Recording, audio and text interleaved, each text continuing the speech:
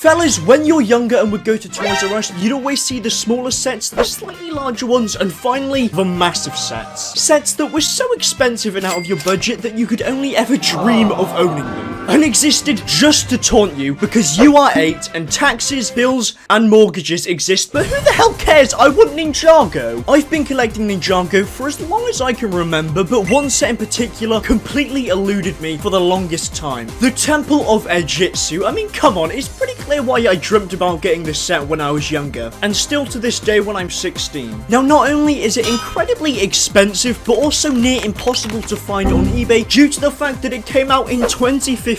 But recently, I made it my goal to see if I could get my hands on this set, and finally fulfill my childhood dream of having an economically inflated piece of plastic on a shelf. Now, this may sound like an easy task, you know, just go out and buy it, but believe me, it very much wasn't. See, I wanted to give myself a £200 spending limit, but considering the fact that the set now retails for around, £400 sealed, that wasn't quite gonna cut it. So I resorted to doing the unthinkable and trying to buy it used. I set up notifications so that every time a new listing went up on eBay, I would know about it. Over the span of about a month, I entered into about half a dozen bidding wars to no avail. But one fateful evening, I found a lone listing which had the box, instructions, and the completed set, as well as only minutes remaining. 50 seconds or so, here we are. This is what gambling feels like, kids. Currently winning. I like that. This was my chance. I could finally get the set that I've been wanting more than anything else for 7 years. Needless to say, I was very nervous. 3,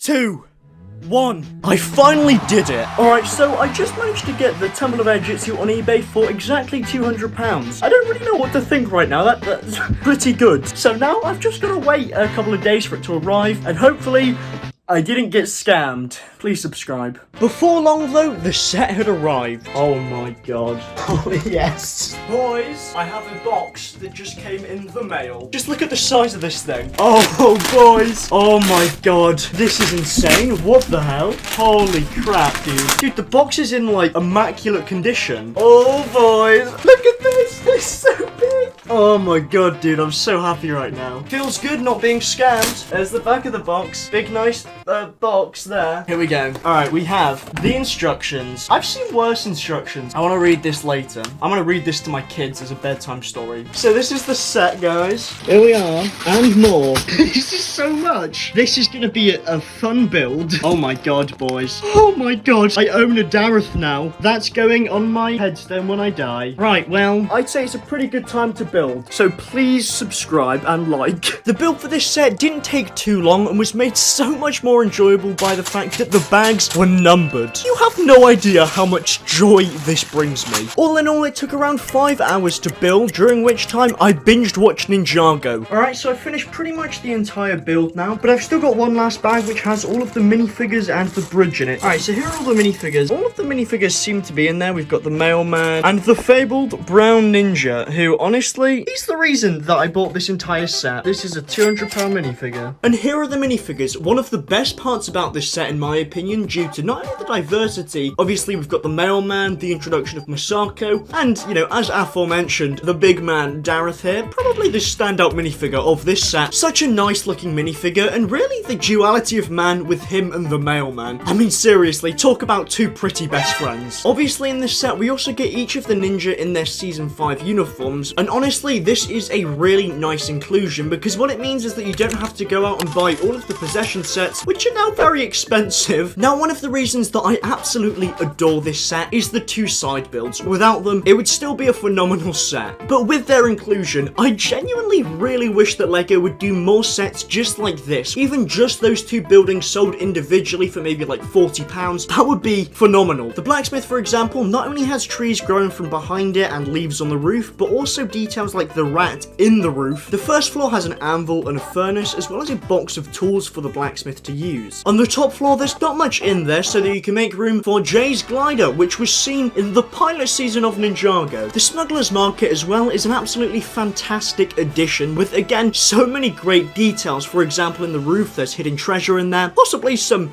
illegal substances, but hey, give Ronin a break. But obviously, the focal point of this set is the Temple of Airjitzu itself, which I have to say, just wow, honestly, this is just fantastic. Not only does it look absolutely fantastic, but the interior and some of the details that are hidden in this, it's just incredible that they're able to stuff this much stuff into one set. On the outside, obviously, we've got the statue of Master Yang, as well as 2 staircases which take you to the door, which actually slides. I didn't know that. That's such a cool detail. Which takes you to the interior, where you've got 4 floors. On the first floor here, we've got the tea room, where obviously Sensei Wu will hunker down, hide from the cops, and drink his special tea. On the second floor, we've got a dojo area with a punching bag, a bow and arrow, 2 swords, and some space to just beat people up. On the third floor, we've got more of an arts and crafts room with a stool, a painting. Now, this bookshelf here really emphasizes what I mean by amazing hidden details. For example, in one of the books, there's a letter, presumably the one that Garmadon used to steal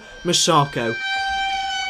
I feel like I need to show you this top floor, where we have a box titled Cole's Stuff. Inside of this box, we have a camera and a brush. I have so many questions. But hands down, my favorite part of this set is the cinema. And really is just the cherry on top, and really just justifies me getting this set 6 years later. The issue is, there's no room on this shelf anywhere. That's quite problematic. It's not like this is a small set or anything. Like, this thing is absolutely ginormous. So I reckon it's time to say goodbye to the big bounty, or at least just like put it up there. Here we go. I pray this fits. I'm deeply troubled. Look at this beauty. It fits great. I knew that was gonna work out from the beginning when I bought this set and spent £200 on it. Now I need to move this massive thing. This is definitely gonna break. I'm definitely going to sob. Alright, I think I'm gonna do this in sections, so we'll go 1 building at a time. I really hope this fits. I probably should have measured this beforehand. There we go. You have no idea how relieved I am this actually fits. I was very worried. Living life. Life is good. I genuinely really can't believe that I actually own this. This is my property. I didn't have to steal this. I mean, just look at it. How can you not think I'm so much better than you? Now the question is this the best Ninjago set of all time? I would have to say that there are some yes, of course it's the best set. What do you mean? Look at this thing. Like, seriously. I genuinely think that 10-year-old me would have lost his mind at the idea that I would own this one day. I'm so epic. Now, am I good at making sound financial decisions? No, not at all. I seriously think that this is a pretty great deal for £200. Even though it's used, all the parts are in great condition, all of the parts are there, there's no reason not to buy it used. I'm basically a financial advisor. I mean, sure, £200 is a lot of money. Just look at this. People walk into my room and the first thing they see is this. They're not gonna want to leave. They're not gonna be allowed to leave. I'm going to force them to stay. I mean, what more could you possibly want than these two right here? My best friends in the whole wide world. Please like and subscribe. Click one of these videos here on the screen. Please, this video is so expensive.